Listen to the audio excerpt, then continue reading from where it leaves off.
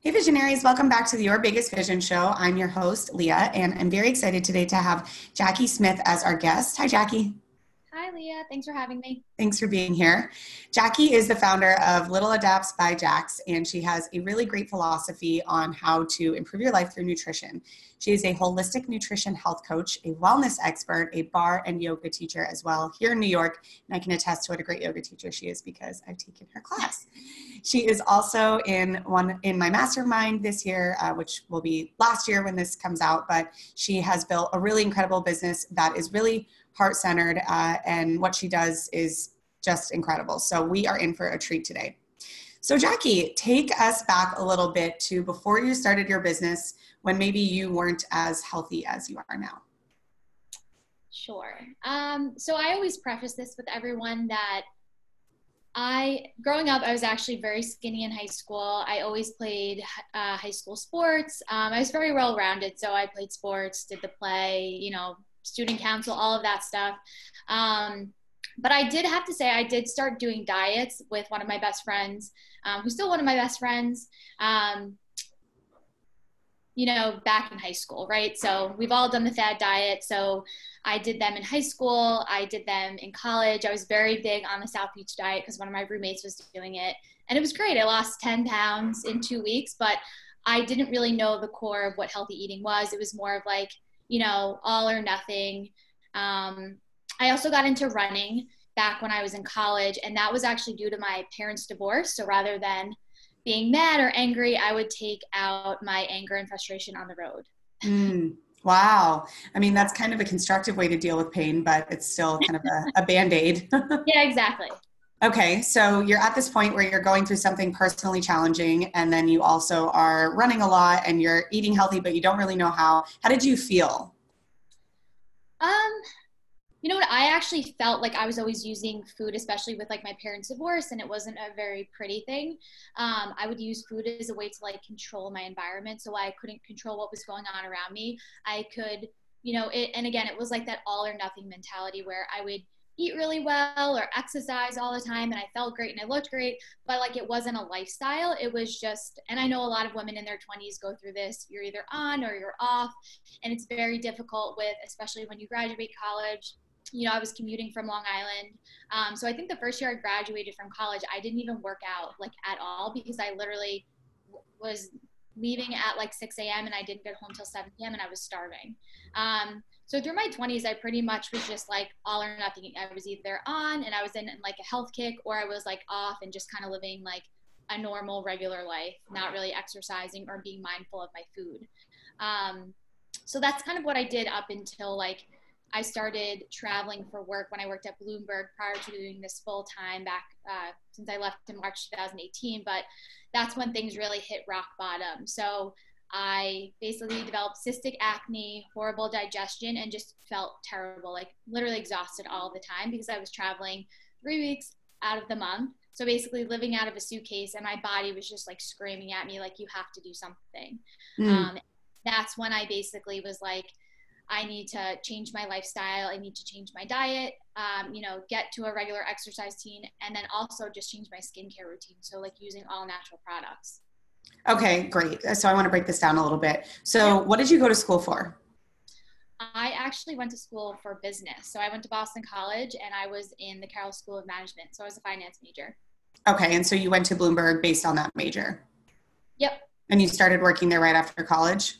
No, I actually, since I graduated in 2009, when we had the recession, I was a headhunter for a year and a half.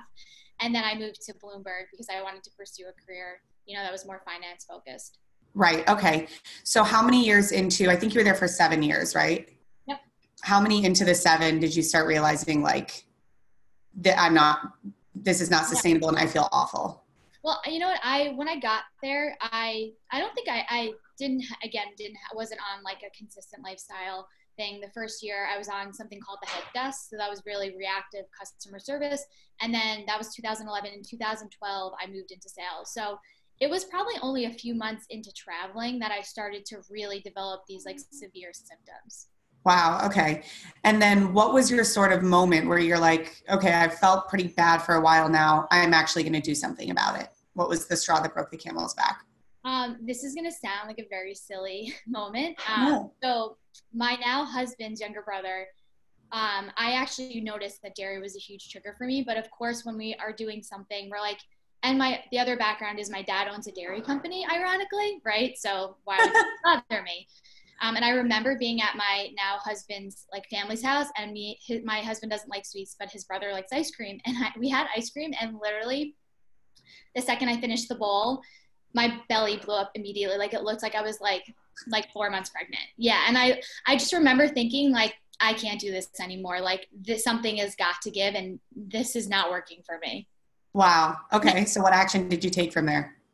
So from there, I had actually at that point, I'd slowly had been developing cystic acne. So I had been going previously to a dermatologist across the street from Bloomberg, and she was giving me cortisone shots regularly. Oh my God. It was that painful?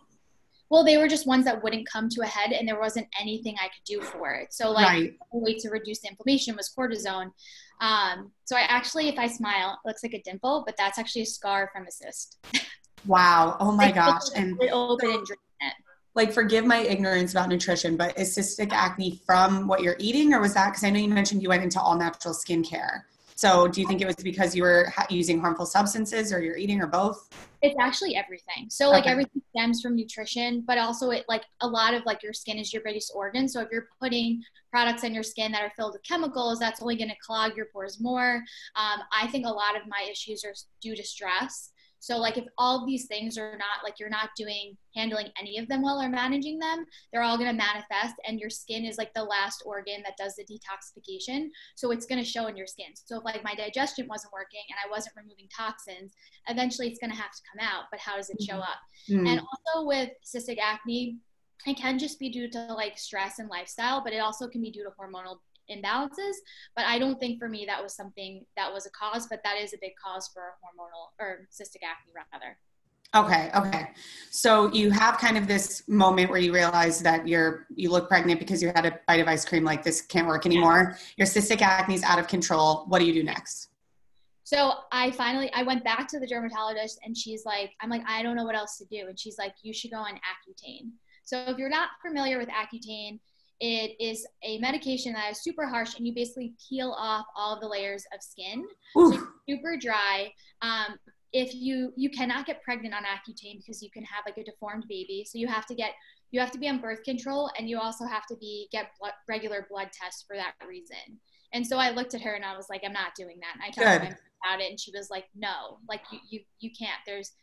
And I just got upset because I was like, there's got to be something else. And then for the digestion stuff, I went to a regular general practitioner, and I told her I thought I had a dairy allergy, and she just told me, well, just take dairy out. You probably just have IBS. And it was like very unhelpful. Mm-hmm. Mm-hmm. So then from there, I did an allergy test, which the skin prick is not very accurate. They did like a celiac test on me. But at that point, I was like kind of frustrated with Western medicine. Sure. Um, and so I actually started going to acupuncture. While I started changing my diet, I removed dairy. I started training for my first half marathon. And then I was just literally like, but I would try any natural skincare. So I bought dozens and dozens of products just because I was like, something has got to work. Mm-hmm. Oh my God, it's so funny you say that, because obviously I'm a big fan of a lot of Western medicine, but I don't know if you know this about me. I have horrible scoliosis. I was born with a very, very crooked back. And I started wearing a back brace when I was like 6 years old. And I did pretty much until I moved out of the house when I was like 18.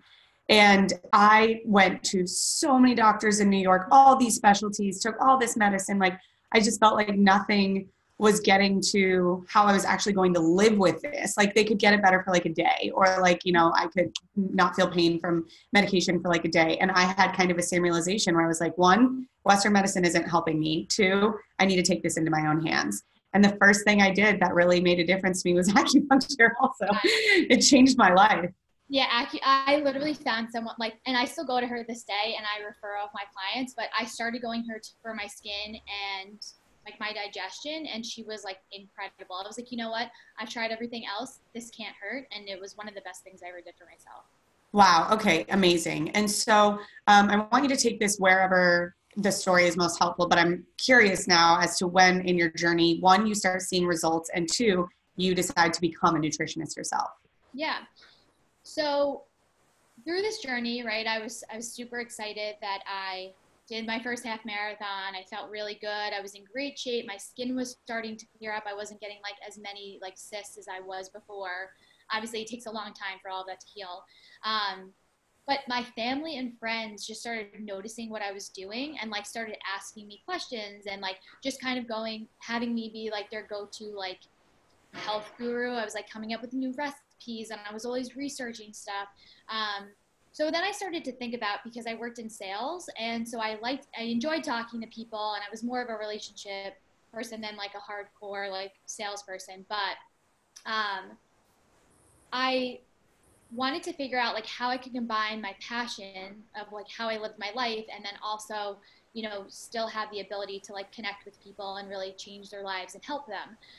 So I actually looked into I reached out to my network and actually asked people who had done their undergrad in nutrition, their masters, and then also people that had gone to the Institute for Integrative Nutrition. And I basically like just set up calls with them and just asked them about their experience, you know, what the costs were like, you know, what they were doing now. And at the time, because I was still paying my undergrad, like college loans, I didn't want to make a full investment into like going back to get my master's, because I didn't know if this was something that I wanted to do full time, but I did want to get educated to see if that was something that I could build on the side. Right. So I ended up deciding to do the Institute for Integrative Nutrition, and it was the best thing that I ever did. It was like a smaller investment, but it was much more well-rounded, and also has more of that like holistic approach versus you go get your master's or, you know, your undergrad. That is usually a route for like to become a registered dietitian, which means you have to be in a hospital, and it's more about helping people that are already sick versus like helping people to prevent before they get sick, which is really what I'm passionate about. Not to help someone that's going through something, but I think the key is to help people to change their lifestyles before it gets to the point where they like need to be on medication, or it's like a severe, you know, they're having severe symptoms. Right, right. I think like in one of the presidential debates this year, I heard someone say that in America, we don't have a healthcare system. We have a sick care. Like we only care for people once they're sick. We don't have anything in place. Like we have horrible, horrible chemicals in so many of our foods. So many people are overweight. There's nothing to like prevent people from getting sick. So were you also kind of during this time when you were researching, and maybe even a little bit before, simultaneously deciding that, you know, you were working at Bloomberg and it was kind of that lifestyle that got you into this unhealthy situation to begin with, and deciding you didn't want to do that forever? Like, how did you come to that conclusion? Because you had a very good job. Yeah. I mean, for me, I had to stop traveling, right? That was the only way I could try to figure out what I wanted to do before I took that like full leap. So at the time, my manager, luckily, she had some sort of gluten and dairy sensitivities, and I took her into a room and I basically started crying. I was like, I've never felt this sick. Like I can't travel anymore. And so they moved me to a New York based team where I didn't have to travel anymore. So that made it like a little bit more easy, even though I didn't necessarily love the work or I didn't love finance. At least I didn't have to travel anymore. So I could still do the things that I loved, and I could start to like pursue this career in nutrition without having to like give up everything. Mm-hmm, right. So when did you decide you were going to give up everything? When did you decide you were going to quit your job? And like, I want to be clear, not like when did you quit your job, but when did you make the decision that even though they had moved you to no longer travel, you still didn't want to do this forever? I think at the time I was still like figuring it out. So I graduated in 2015 from IIN, and then I decided to run the New York City Marathon. So I like obviously didn't start my business then. So I decided to launch in January 2016. And what I really focused on was like just building clients. So honestly, I wasn't taking on a ton of people just because I was working full time, but I did have people from Bloomberg that worked with me. I had friends work with me. So it helped me to build like what my system was, how did my 12-week program work. I built my website, I created recipes, like all of the behind the scene things that happen. And then essentially I needed like a light at the end of the tunnel, right? You have to for a date. So I got engaged in October 2016. And my thought process was that I was like, you know what? I'm going to have work help me pay for my wedding and my honeymoon. And basically I get my bonus paid out in February. So after I came back from my honeymoon, which was over the holidays of December 2017, I got married in October 2017. I basically worked for 3 months, and then I got my check on February 28, 2018, and I quit the next day. That's awesome. What a good story. Okay, so let's go to that time period a little bit, because that's so many people here that are listening can either relate to that or they are going to do that. So was it scary? What was it like? What were the first few days being self-employed like? It's a big transition. It was a very weird feeling. I also picked like the worst day. So my manager was out. My sales manager, her boss, was out. So I honestly had my manager was on maternity leave. So no one to resign to. I had to text her and then was like, can I call you? And she basically handled it. The thing about Bloomberg, the thing about when I worked was I didn't hide it. They knew that I was doing nutrition. They knew that I was doing barre. My sales manager would come and ask me what he should eat. So they all knew that there wasn't anything at Bloomberg that would keep me there. So that was like a really nice thing. They just basically wished me well and said like, we love you, but like, we know this is what you want to do with your career. So it was like a very nice send off. But then the second I left, I think I had a friend from high school who was also doing health coaching, and she had left probably like a year or so before, and we had randomly reconnected, and she had called me that day and was like, I just want to give you a big hug, and like, I know this is a really tough transition, but it's really good. And I think I cried. I definitely cried. Totally. And, like, this is so weird. Like, now I get to just work for myself and like do whatever I want, which was awesome. But the first few days was like a huge adjustment. But eventually it's like I never even worked there, to be honest. I can't even imagine my life not doing what I'm doing. Right. Yeah. What I love about your business, and what I really try to teach that I think is kind of unique, and you've done this very well, is it's also the same thing I think about my business, is that you are so mission driven, and you don't really, I don't see your business as you just being a nutrition coach or a course creator or a blogger or a barre teacher or a personal trainer. And I love how you haven't really given yourself that label. And I really feel like Urban 20 something is the same way. I wouldn't consider my business a coaching business, even though I do a lot of coaching. I also wouldn't consider it a blog, or, a course program, or a course business, even though I have a lot of courses and I have blog posts. Because the point is, I'm on a mission to promote entrepreneurship and make it happen for as many people as possible. And I feel like you've done such a beautiful job just being so mission driven about holistic nutrition, about bringing people to be happier and healthier, because you know what it's like not to be. And so, but being that way can also kind of feel like you end up wanting to do so many different things. And I know you have done a lot of different things. So what parts of your business were you doing right when you left? And then we can kind of segue into what your favorite things are that you do now. So when I first left, so I actually got certified to teach barre literally like the month before I got married, which was like by far the best like wedding workout ever. That's a good idea. Like 2 full weekends of straight barre. But so I actually, at the time, I had found a studio to work out. So I started like teaching in February so like at least I was having a place that I started to sub, and then eventually I picked up like a weekly class that I was teaching on like Tuesday or Thursday. I think it was Thursday nights originally. So I started doing that. I had connected with like a group of health coaches that we would go to like corporate health fairs. So it's basically a company that organizes health fairs, and then they need to have like a nutrition person on site. So I was able to like promote my services, get people to sign up for like my complimentary consultations. And then a lot of it, I have like right when I left Bloomberg, I had a few people that just came out of the woodwork and were like, yeah, I want to work with you. So I had like a few clients like right when I left, which was really cool. And a lot of it was people that I knew that knew what I was doing. And I think once I went full time, they were like, oh, she's actually serious about what she's doing and she knows what she's doing. So I'm gonna take her up on her offer, which is good, because then I got to continue just to like build out my program and kind of work with people. Yeah. So I was doing that. Again, it was nice. I could take any workout class I wanted whenever I wanted, all the off-peak hours. So it was a lot of everything. Yeah. It's, I love that you share that, how once you kind of went full time, people took note, because I think a lot of the times, especially in the beginning, we feel this fear around where are clients going to come from? Is anyone going to buy this from me? Is it really going to be successful? But a lot of times it's just a matter of putting yourself out there before people start to take notice. I really believe that there's so many opportunities all around us all the time, but you have to be ready to take them or they won't appear to you. And so often I think the fear of not knowing where a client's going to come from or not knowing if something's working completely holds people back. And so I love that you share how, it really is true. Once you went full time and once you were all in, people took note.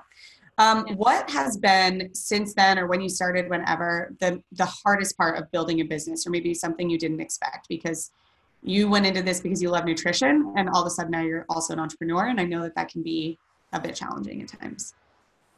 Yeah, I think the biggest thing for me is, and again, and I've talked to you about this in the mastermind, but I think it's the whole thing that I started out being so physically in front of people and feeling like only if they met me in person, because I think, when people meet you, it's much easier for them to get to know you and feel comfortable with you, which I totally get.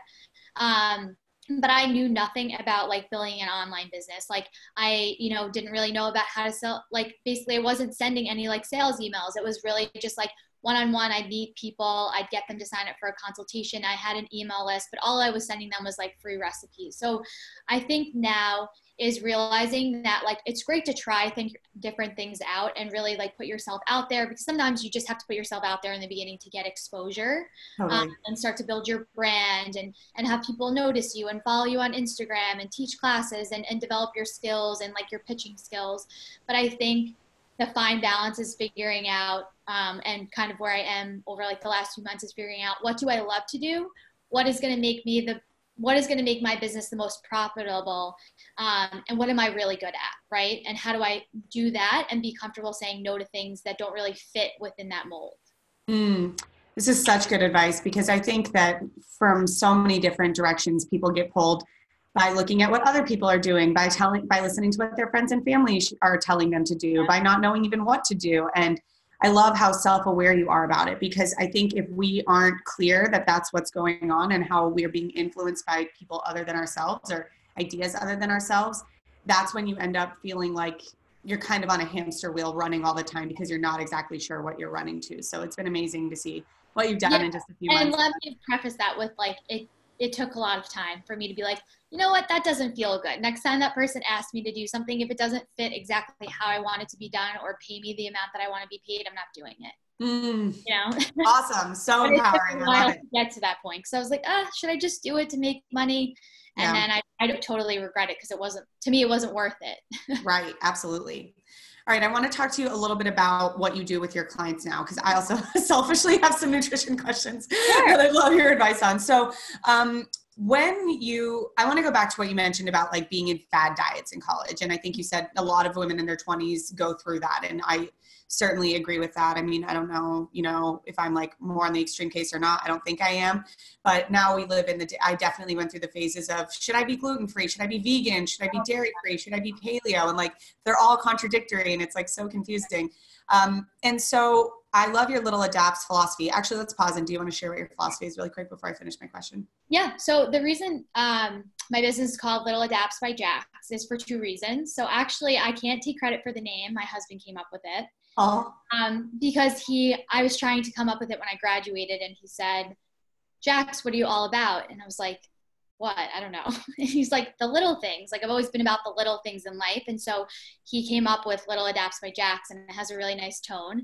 But it also actually fits the way that I built my own healthy and happy lifestyle. And now I healed myself from cystic acne, horrible digestion, and brought me to today.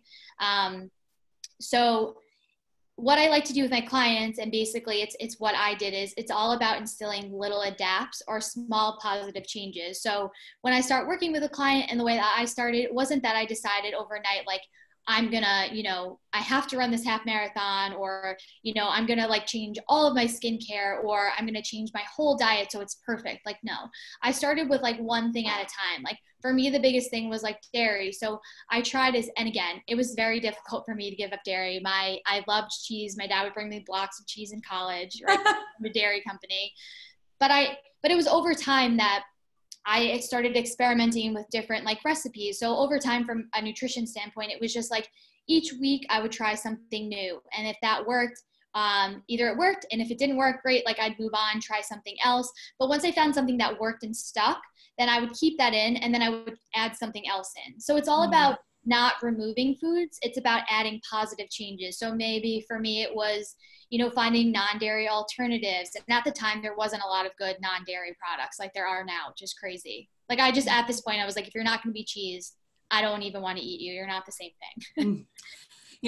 I love how you put that, how it's like adding positive things instead of taking things away for so many reasons. But before my wedding, so as you know, I went to Italy 3 weeks before my wedding, which like was a food frenzy. I ate so much cheese and gluten and drank so much wine and blah, blah, blah. And I have no regrets, but I came back and I was getting married in 3 weeks. So I did your free, 3-day reboot that you have, which everyone listening should go sign up for because it's phenomenal. And, I'd always really thought of myself as a healthy eater, and I exercise a lot and I don't eat a whole lot of dairy. But when I did your 3-day reboot, that was the only time in my life that I had really cut out gluten. And like, I didn't eat that much gluten, but like in the mornings I'd have whole wheat toast with peanut butter and stuff like that. So anyway, all this is to say that I cut it out, and I never have gone back, because I did it for 5 days instead of 3.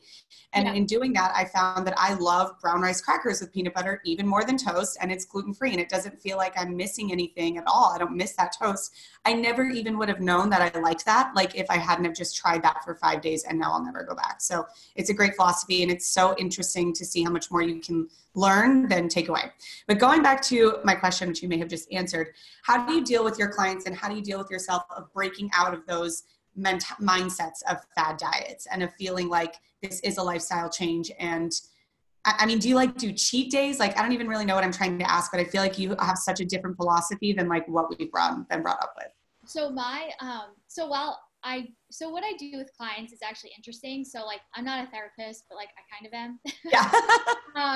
Me too. A lot of with food, right? So I can educate, right? Everyone knows what to do to eat healthy. They know what's better for you versus what's bad for you. But like, for some reason, mentally, we can't make ourselves do it, right? There's some reason, whether it's like stress or we're emotional eaters, or like we feel like we worked out like so crazy this week, so we deserve to eat everything at this one meal, right? And that's not how it works, right? Because that's, again, still the all or nothing mentality. So I have 2 concepts that I talk to clients about. And again, it's about changing their behavior and how they think about food. So I tell people, rather than thinking about satisfying a craving, I tell them to think about food as a way to heal, nourish, and fuel the body, right? That's much different than thinking about like, I need this and I need it right now. There's also probably a reason you're craving something, so that's a whole other story. But like, thinking about food is something that we're using to really nurture the body, right? And thinking about our long-term goals. So when you make decisions, think about like, what are my long-term goals? Like if I want to lose weight or I want to have clear skin, then I really need to be cognizant about the decisions that I make every day, because it's more about consistency as opposed to being like perfect 100% of the time. So like, you probably have heard like the 80-20 rule. I'm a big a big proponent of that, I should say. But what I also think about, and what I tell clients to think about, like the key concept that I mentioned before, is it worth it? So it's not to say you're never going to indulge. You're human. Like, you're going to go to Italy. Like, you should indulge. Like, right? Like, when are you going to be back there? Like, maybe it's the best damn, pasta you'll ever had. And it was worth it. Yeah. Right? You just need to ask yourself the question. But if your answer is it's not worth it, then you probably don't want to eat it, because it's not going to help you get to where you want to be. And an example I give everyone is like, we live in New York City, right? So we have some of the best pizza around. Yeah. Is that saying that I'm dairy free, that I'm never going to eat pizza again? No. That just means that if I'm going to eat pizza, it better be the best damn pizza I've ever had, because then I can really enjoy it. And then after, I can say, you know what, that was totally worth it. But then I go to the next meal and I think about, okay, I'm right back on track. How can I make this better? Like, I'm just going to go back to what I normally do and then call it a day. Like, I had what I wanted and now I'm back on track. That's such good advice. I think that really keeps people out of the falling off the all into nothing kind of patterns, because you do see often people are like, well, I'm dairy free, but I ate dairy, so now I'm just going to eat dairy again. Or like, I'm just going to eat like crap again, because what does it matter? So I love that that's how you approach that. Do you ever, this is kind of a personal question, so you don't have to answer if you don't want, but I'm going to hope you do. Do you ever still, like even how far you've come, feel or experience guilt if you eat something that you don't feel great about, or like if you drink something, or like, I know we live in New York, which is pretty much exclusively fueled by alcohol and caffeine. So I always wonder like how, we're supposed to, I think New York is getting healthier, but those things seem to still be like so present. And I wonder how healthy people and just people in general, find that balance, I guess. Yeah, I'm not gonna lie. Like I love wine. I'm also a big tequila person, so it's not to say I never drink, right? I definitely drink far less than I did in my 20s, obviously, right. Because I have different goals and I'm still running a lot, and I wake up at like 5 a.m. every day. But I think for me, and it's not to say, I think it's human. Like we all have like a little bit of guilt of like, oh, I overindulged a little bit. And the thing for me now, it's like I probably overate too many vegetables, and now I'm like bloated because like vegetables have too many fiber. But there's definitely times where I'm like, oh, that probably wasn't worth it, but I thought it was going to be really good. And it's natural. But then I just think you just kind of have to be kind to yourself and just like move on to like the next meal, like, and just say, I'm going to make a better choice and just go back to what I was doing, and it really won't affect you. Yeah. And then with alcohol, it's actually funny. So I partner with like a lot of the WeWork buildings, and I've been doing healthy happy hours since happy hour is such a big thing. Yeah. So what I've been doing is, and I've done a bunch of research on, what are the best types of alcohol and like why you should drink certain things. And I basically come up with like a healthy cocktail for them to have, right? And then I have some sort of product come in so that it's like fun and it's experimental. But I think it's really just about making the best choices and then thinking about like how much you're going to have of something, right? You're not going to like, if you're going to have like 10 drinks, you're not going to feel good the next day, regardless of what it is. Right. It can be the healthiest cocktail in the world. And yeah. But I would rather have like 2 glasses of wine and probably like skip the indulgent dessert. That's probably not worth it. So you kind of like also have to pick and choose your battles. Right. So it's kind of just about like getting really clear about your lifestyle and what you want. Like if you want to keep going to happy hours, that okay, but you need to be cognizant about what you're drinking when you do it and go into it kind of thinking about how much you're going to drink. Like if you're going to have pizza sometimes, okay, but do it once a month. And like when you're out on a date night or something like that, instead of just like passively doing it. I love that. Exactly. And then there was, another personal question. But going back to what you mentioned in college about how you went through some stress eating and things like that. So I've had lots of, I don't want to say lots, but I've heard a lot of entrepreneurs and I've talked to a lot of entrepreneurs that gain a lot of weight in the first year or two of their business because it is so stressful and they are investing more money than ever. And they might have kids or a spouse or a parent or like, all these kinds of things that usually are supportive of them. Oftentimes I feel like people feel like they're putting pressure, those people are putting pressure on them, and it's really just them putting pressure on themselves. But nonetheless, the stress is there. They're nervous, they're scared, and they end up gaining a lot of weight. So do you feel like you help people with stress eating, and do you feel like that's something you had to really heal? Yeah, I don't know. It's funny. I don't know if I was necessarily a stress eater. I think I definitely like there's either people that like are stressed out and don't eat, and then there's people that use it as like an emotional like support basically. Right. I also have parents that were very much emotional eaters, and they were like had like weight issues, so I think I was like more conscious of it. I think for me I'm more of like a snacker than anything, so it's less about emotional, but I'm like if I'm bored like working from home, I'll be like, oh, do I need to have some like cashews right now or something, but I'm not actually hungry. So it is something that I do help a lot of clients with. And I think emotional eating and also like just snacking for the sake of snacking, especially even for entrepreneurs, like I just mentioned, if I'm like, I know I have to do something, but I'm like, oh, I'll just take a break and have a snack, right? When I'm not actually hungry. In those instances, I've had people actually track their food. So having them actually write down or ask themselves, like, am I actually hungry? Like take a second, just wait 5 minutes. If you find that you're still hungry, then go have a snack. But if the answer is like, no, I was actually bored and just like avoiding something that I want to do, then you kind of know your answer and you have some sort of pattern where you need to like be cognizant that you're eating for the wrong reasons. And the same thing goes with emotional eating. Like if you find that you're reaching for food because it's comforting you, then you need to like, as long as you can write it down and be conscious of it. And typically I'll go look back at their food logs and then we talk through it. Like, well, why are you emotionally eating?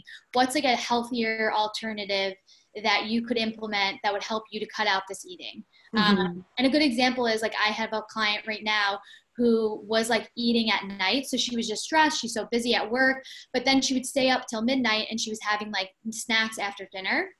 And so what we did was we implemented a like bedtime routine. So she would turn down, you know, the TV, computer, phone at like 9:30, 10, and then she'd go read in her bed and she would like naturally go back to sleep, but she cut out all of her nighttime eating Mm. because she had built a healthier habit. Right, right. That makes a lot of sense. What about the flip side? What about when you don't eat because you're stressed?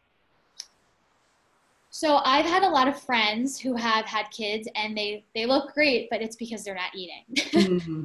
And I literally tell them, and it goes from both perspectives, whether you're eating too much emotionally or you're not eating enough, like you need nutrients to fuel your body.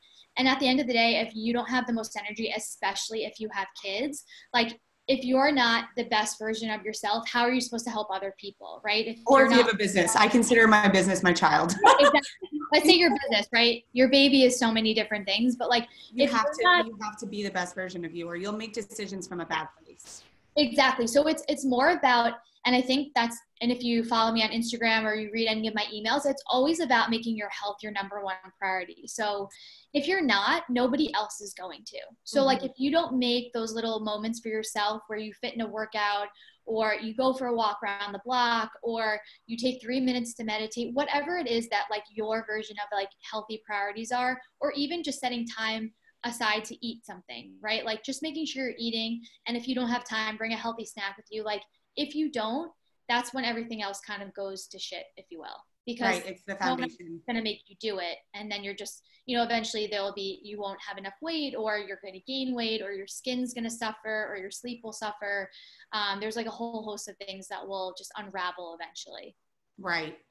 Do you feel like, I mean, you must have changed so many of your clients' lives at this point, because health is, it is the foundation, literally and figuratively, because it's you, and you can't build a business, have a good relationship with your partner, have kids, anything else, if that's not taken care of. So is it hugely fulfilling to do what you do? Oh yeah. I love it because I know how much it's changed my life. And like the person I am now is not who I was 5 years ago, 10 years ago. And I find that like, as I get to see someone change and they hit their goals, and most of my clients hit all of their long-term goals, because with the little adapts philosophy, I'm not overwhelming them. I'm fitting those positive little adapts into their lifestyle. So it makes me feel really great. It's so awesome. Great. Well, it's been amazing hearing your story and hearing everything you do, and the business that you've built is spectacular. So congratulations, and thank you so much for being here. I have a few, your biggest vision questions. Are you ready? Okay. If you could pick one thing that you're most proud of in your journey so far, what would it be? I think it was actually like leaving my corporate job. Like just the fact that you do it, because that takes a lot of guts all on its own. Totally, totally. Awesome. What do you do when you are having a bad day, things in business aren't going well, things just don't feel good? I'm a movement person. I'll exercise is like the thing, not that I do just like to physically look good, but it like mentally helps me feel good. And it's the one thing that like, regardless, even if I don't want to work out and I do it, I feel so much better. What if you work out in the morning and then you have like a really bad day or something bad happens to you? Will you go do it again, or do you feel like working out twice in one day is too much? That's too much. It's too much. Yeah, I'm not a proponent of that. I'm like an efficient 30 to 45-minute workout. If you're efficient with your workouts, like that's all you need. You don't need to spend hours at the gym. I I think I just like take alone time, to be honest, and kind of like think through things and try to not like let it get to me, and hope that tomorrow's a better day. Good, good. Do you have a book or podcast that has helped you build the business specifically and that you attribute some of your success to?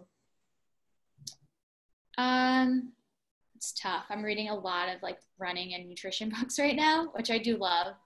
But from an entrepreneur standpoint, I think it's the one that I was telling you, my acupuncturist recommended me, but the Science of Getting Rich, like that was helpful from like a mindset perspective, because I think a lot of owning your own business is really like what you project out into the world and how other people see you.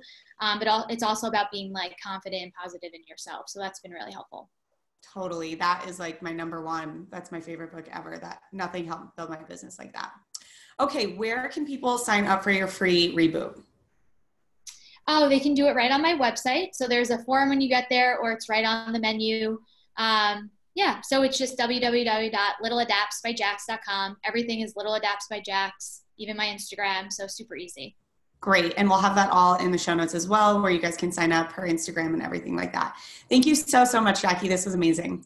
Thanks, Leah. Thanks for having me. Talk to you soon, visionaries. Here is to your biggest vision.